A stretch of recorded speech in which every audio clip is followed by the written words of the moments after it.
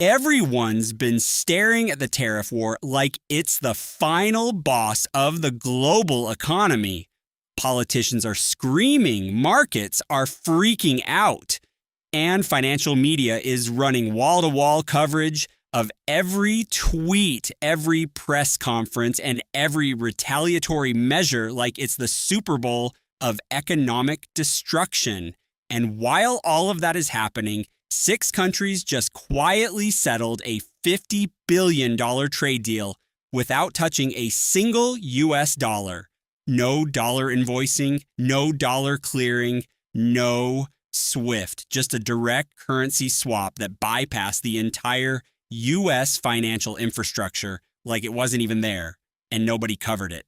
Because it wasn't loud, it wasn't a tweet, and it didn't have a villain with a good nickname. But here's the thing, the tariff war you've been watching might cost the US economy a few $100 billion in disruption.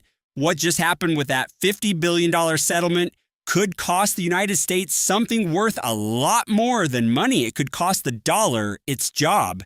And if the dollar loses its job, everything you own gets repriced overnight. So let's talk about what actually happened, why almost nobody in traditional financial media is explaining it, and why it matters more to your financial life than anything happening in Washington right now.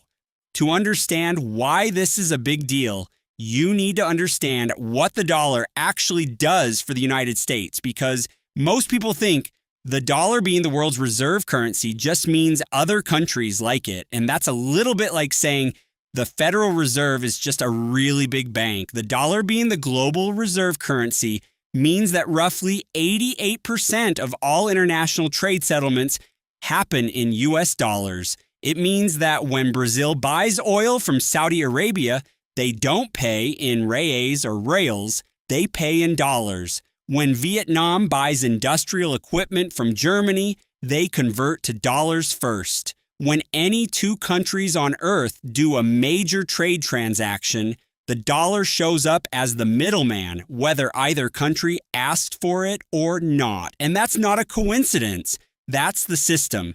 A system built at Bretton Woods in 1944 and reinforced through decades of petrodollar agreements, military alliances, and financial infrastructure that made the dollar the only practical option for global trade. And that system generates something economists call seigniorage, which is just the formal way of saying that when the entire world needs dollars to operate, the United States gets to essentially export paper and import real goods. It's the closest thing to a financial superpower that has ever existed, and it's why the United States can run a $2 trillion annual deficit without the bond market completely imploding. But here's what just changed.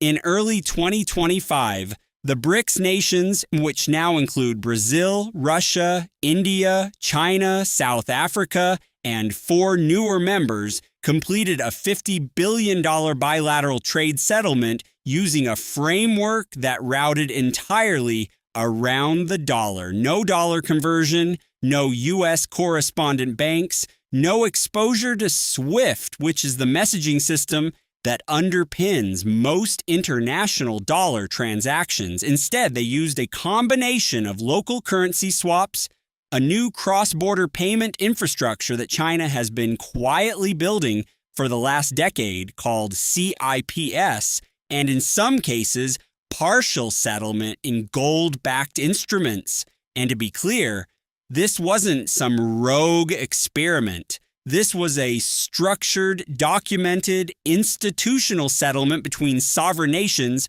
representing roughly 40% of the world's population and about 26% of global GDP. Now, if you're sitting there thinking, okay, $50 billion out of an $88 trillion global economy isn't exactly earth-shattering, you're right. Mathematically, it's a rounding error. But you're also thinking about it the wrong way, because this isn't about the $50 billion. This is about what the $50 billion proved. It proved the infrastructure works. Here's why that matters. For decades, the dollar's dominance wasn't just maintained by preference, it was maintained by the absence of a real alternative. If you wanted to settle international trade at scale, reliably, quickly, and with legal enforceability, you used dollars, because the infrastructure for doing it any other way simply didn't exist at the scale you needed. CIPS didn't exist. Digital currency swap networks between central banks didn't exist. The political will to absorb the short-term friction of building something new didn't exist, but China has spent the last 10 years methodically building exactly that infrastructure. Quietly, without press releases, without a GTA 6 trailer, just building. CIPS now connects over 1,400 financial institutions across more than 100 countries. The People's Bank of China has signed bilateral currency swap agreements with over 40 central banks globally, and the digital yuan, which Beijing has been piloting since 2020, is now being used in cross-border transactions with several Gulf states, Southeast Asian economies, and most recently in settlement frameworks within the BRICS payment architecture. None of this happened overnight, and none of it got covered like it deserved, because explaining payment infrastructure doesn't generate clicks, and it doesn't make good television. But here's what it adds up to. The dollar didn't lose the reserve currency race because someone beat it in a fair fight. It's losing ground because while the United States was busy being the loudest economy in the room, a parallel financial system was being built in the background, and that system just processed its first major test transaction. So why does this matter to you specifically?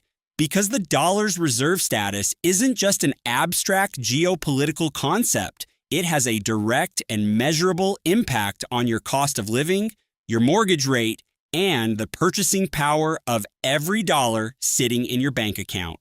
Here's how it works. When global demand for dollars is high, the United States can borrow cheaply. The world needs dollars, so there's always a buyer for U.S. Treasuries, which keeps yields low, which keeps your mortgage rate lower than it would otherwise be, which keeps the cost of financing everything from cars to college to corporate debt lower across the board. But when global dollar demand falls, those automatic buyers start to disappear. The Treasury still needs to issue the same amount of debt or more because the deficit isn't shrinking. But now it needs to offer higher yields to attract buyers who are no longer coming for the privilege of holding dollars. They're coming because the price is right, and higher long-term yields mean higher mortgage rates, higher corporate borrowing costs, lower stock valuations, a more expensive government debt load, and an economy that suddenly feels like it's running in wet concrete even when the headlines look calm. This is the slow version of dollar decline. It doesn't look like a crash. It looks like persistent financial tightness that nobody can quite explain. It looks like the Fed cutting rates, but mortgage rates not moving. It looks like inflation that doesn't fully go away. It looks like the cost of everything staying elevated, even when the obvious explanation has been resolved. Sound familiar? Now here's the part traditional financial media won't say out loud. The United States has no real plan for this. The political debate in Washington is almost entirely focused on tariffs and trade deficits, as if the problem is that other countries sell us too much stuff. But the actual structural issue isn't the trade balance. It's the dollar's role in settling that trade globally. And if that role diminishes, a tariff on Chinese electronics doesn't fix it. A tariff doesn't rebuild foreign demand for U.S. treasuries.